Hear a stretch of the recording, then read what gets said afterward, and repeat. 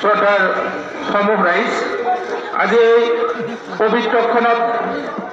আমি সকলোৰে সন্মুখত আমি পবিত্ৰ শ্ৰী শ্ৰী গণেশ মন্দিৰৰ স্থায়ী তোৰণ ভূমি আমি শুভ উদ্বোধন কৰিব লৈছোঁ। শুভ উদ্বোধন কৰাৰ প্ৰাক মুহূৰ্তত আমি সকলোকে জনাবলৈ পাবলগীয়া হৈছোঁ যে যোৱা 2023 চনৰ 26 আগষ্ট তাৰিখে আমি এই তোৰণখনৰ আধাৰশিলা স্থাপন কৰিছিলোঁ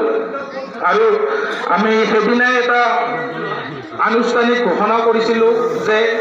যদি সকলোবোৰ সম্ভৱ হয় আমি পবিত্ৰ গণেশ চতুৰ্থীৰ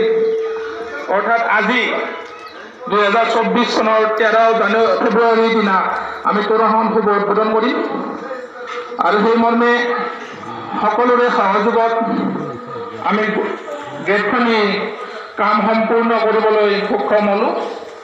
এই চেগতে মই